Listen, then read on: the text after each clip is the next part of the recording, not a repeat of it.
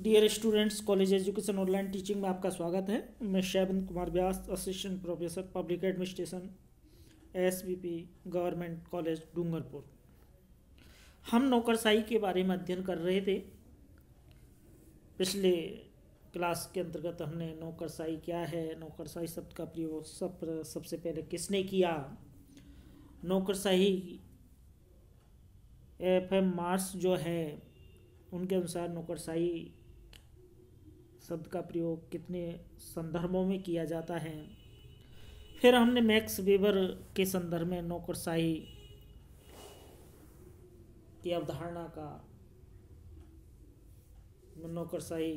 अवधारणा पर max weber की जो विचार है उनके बारे में अध्ययन किया। तो पिछले बार हमने मैक्स वेबर के परिचय के बारे में पढ़ा था। अब हम मैक्स वेबर के नौकरशाही पर जो विचार था उसके संदर्भ में आज हम अध्ययन करेंगे। तो पिछली क्लास में जैसा कि मैंने बताया था कि मैक्स वेबर की जो विचारधारा है, उस विचारधारा को एक प्रश्न ने निर्धारित किया था। और मैक्स वेबर का प्रश्न यह था कि सोसाइटीज जो होती है, उस सोसाइटीज में जो अथॉरिटी है यानी सत्ता जो है, उस सत्ता का निवास कहाँ होता है। ये एक प्रश्न था और इस प्रश्न ने मैक्स वेबर की जो विचारधारा है उस विचारधारा को एक दिशा दी, उस विचारधारा का निर्धारण किया था। कहने का तात्पर्य है कि समाजों के अंतर्गत सत्ता का निवास कहाँ होता है, अर्थात ये कहिएगा कि समाज में कुछ लोग आदेश क्यों देते हैं और अन्य लोग उसके आदेशों का पालन क्यों करते हैं। जब इस प्रश्न का मैक्स वेबर के द्वारा विश्लेषण किया तो वेबर ने 3 अवधारणाओं का प्रतिपादन किया था, जिनमें शक्ति, प्राधिकार और नौकरशाही थी। तो आज हम देखते हैं कि शक्ति। तो मैक्स वेबर के शब्दों में अगर देखा जाए तो शक्ति क्या है, तो मैक्स वेबर कहते हैं कि शक्ति उस सामाजिक स्थिति का द्योतक है।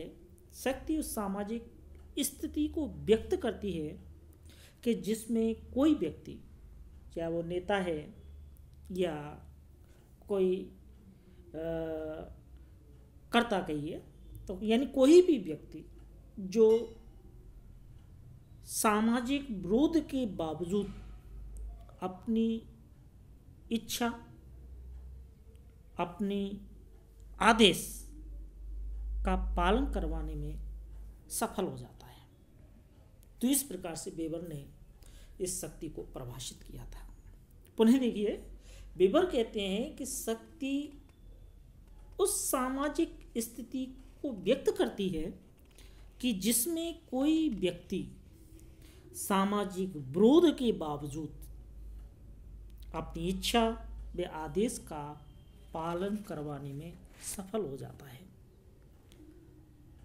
आगे वेबर कहते हैं कि शक्ति जो है वो एक नकारात्मक संकल्पना है। यानी वेबर ये कहना चाहते हैं कि शक्ति अर्थात जो पावर है ये एक नकारात्मक संकल्पना है जिसमें बल प्रयोग की संभावना निहित रहती है और एक निश्चित समय के बाद ये प्रतिरोध है उसको जन्म देती है। और आदेश मानने वाले जो लोग हैं कुछ समय के बाद में शक्ति प्राप्त जो व्यक्ति है उसको चुनौती दे सकते हैं। तो कहने का तात्पर्य है, वेबर ये कहना चाहते हैं कि शक्ति एक नकारात्मक संकल्पना है और इस नकारात्मक संकल्पना के अंतर्गत बल प्रयोग की संभावना निहित होती है, लेकिन एक समय के बाद में जो शक्ति है अर्थात उसे प्रतिरोध का सामना करना पड़ सकता है और आदेश मानने वाले आदेशक की जो आदेशक है अर्थात जो नेता है या आदेश देने वाला है उसको चुनौती दे सकते हैं। तो इस प्रकार से उन्होंने शक्ति को डिफाइन किया था। इसके बाद में देखिएगा अथॉरिटी अर्थात प्राधिकार। वेबर कहते हैं कि प्राधिकार उस सामाजिक स्थिति को व्यक्त करती है या उस सामाजिक स्थिति का अभिव्यक्तिकरण है या उस सामाजिक स्थिति का द्योतक है जिसमें कुछ लोग स्वेच्छा से आदेश देने वाले के आदेशों का पालन करते हैं। यानी वो प्राधिकार अर्थात अथॉरिटी है, उसको परिभाषित करते कहते हैं कि एक ऐसी सामाजिक स्थिति है या एक ऐसी सामाजिक स्थिति को व्यक्त करती है अथॉरिटी जिसमें अनुयायी हैं, जिसमें कुछ लोग जो कि आदेशों का पालन करने वाले हैं वो आदेशों का पालन स्वेच्छा से करते हैं। अब ये ऐसा क्यों करते हैं? तो दो कारणों से करते हैं। नंबर एक है आदेश की विधिकता में विश्वास, यानी जो आदेश है उस आदेश के अंतर्गत जो कानून निहित है उसमें विश्वास है पहला तो, इसलिए आदेशों का पालन करते हैं।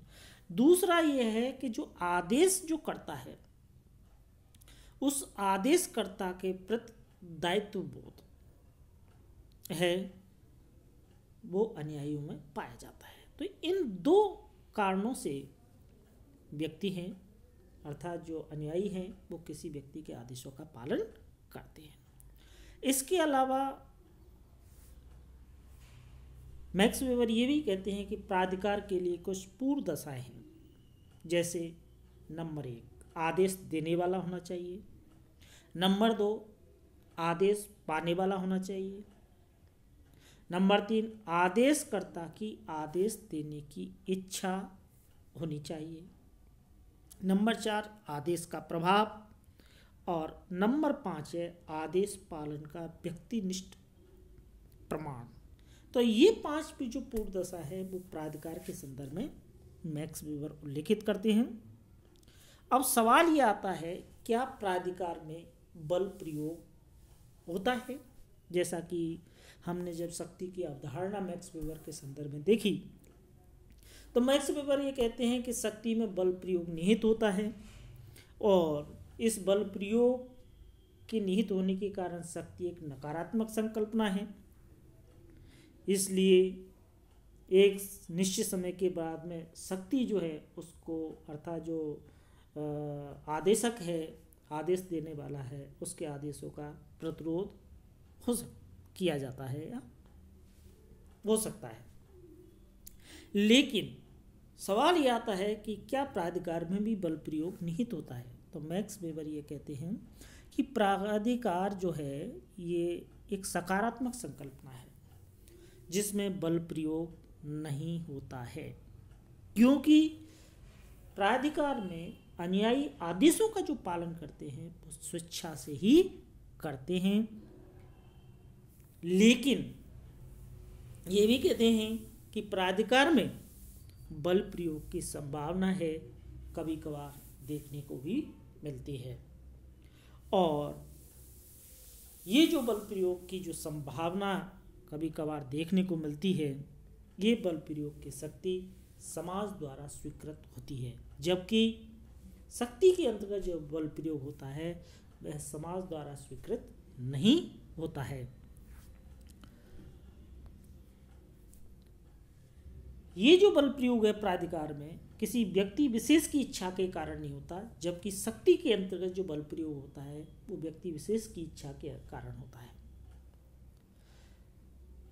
जैसे उदाहरण लेते हैं कि पुलिस द्वारा जब बल प्रयोग किया जाता है तो ये जो पुलिस द्वारा जो बल प्रयोग है किसी व्यक्ति विशेष की इच्छा के कारण नहीं होता, बल्कि कानूनन होता है।